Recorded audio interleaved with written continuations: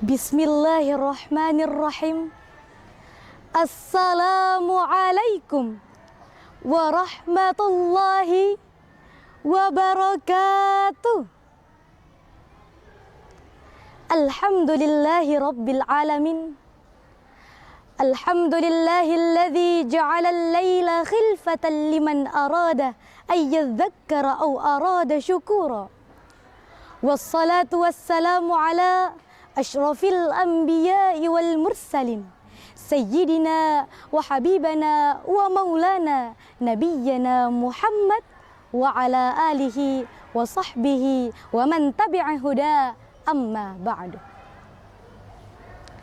Para alim ulama, para guru-guru tak yang saya muliakan, serta pemirsa As'adiyah Channel yang insya Allah dirahmati oleh Allah Subhanahu wa Ta'ala.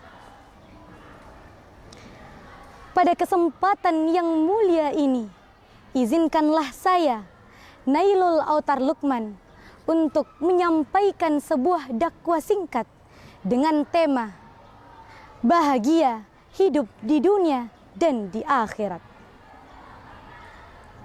Berbicara tentang dunia dan akhirat, Syekhul Islam Imam Ibnu Taimiyah dalam karyanya Kitab Majmu' Fatawa menjelaskan bahwa ukuran kebahagiaan manusia, barometernya bukan terletak pada banyaknya harta, tingginya pangkat dan jabatan, tetapi ukuran kebahagiaan manusia ialah sa'idun fid dunya wa sa'idun fil akhirah. Seimbangnya antara kebahagiaan di dunia dan kebahagiaan di akhirat. Beliau menjelaskan bahwa ada 3 jalan yang dapat kita tempuh untuk mendapatkan kebahagiaan dunia dan akhirat. Jalan yang pertama yakni tazkiyatun nufus, membersihkan diri dan mensucikannya. Artinya, bila mana kita ingin mendapatkan kebahagiaan hidup di dunia dan kebahagiaan hidup di akhirat, maka kita hendaklah membersihkan diri, mensucikannya, serta membersihkan hati kita dari sifat iri, dengki, dendam, dan permusuhan. Kita bisa mulai membersihkan diri kita dengan makan dan minum yang halal dan baik bagi kesehatan, serta mencari mata pencaharian yang halal. Kita bisa membersihkan hati kita dengan menghindarkan diri kita dari sifat iri, dengki, dendam, dan permusuhan. Allah Subhanahu wa Ta'ala berfirman dalam Quran surah Asy-Syam ayat 9 yang berbunyi, qad aflaha man tazakka. Artinya, orang-orang yang mensucikan jiwanya adalah termasuk orang-orang yang akan mendapatkan kebahagiaan hidup di dunia dan kebahagiaan hidup di akhirat. Dalam tafsir, Ibnu Jarir At-Tabari menjelaskan bahwa sungguh beruntung orang-orang yang mensolehkan jiwanya dengan makan dan minum yang halal, serta yang bersih hatinya dari sifat iri, dengki, dendam, dan permusuhan. Karena sesungguhnya walaupun kita adalah orang yang kaya raya, hartanya berlimpah, sawahnya megah, kontrakannya di mana-mana, namun dipastikan tidak akan bahagia hidupnya apabila kotor jiwa dan raganya. Yang kedua yakni zikrun katsira, banyak mengingat Allah. Jikalau kita ingin mendapatkan kebahagiaan hidup di dunia dan kebahagiaan hidup di akhirat, maka hendaklah kita memperbanyak dalam mengingat Allah Subhanahu wa Ta'ala. Karena orang yang bahagia adalah orang yang banyak menyebut asma Allah dan adalah orang yang selalu mengingat Allah dimanapun dia berada.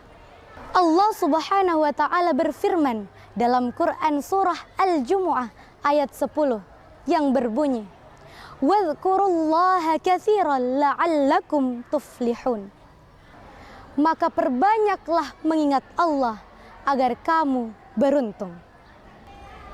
Maka zikir akan menambahkan ketaatan kita kepada Allah.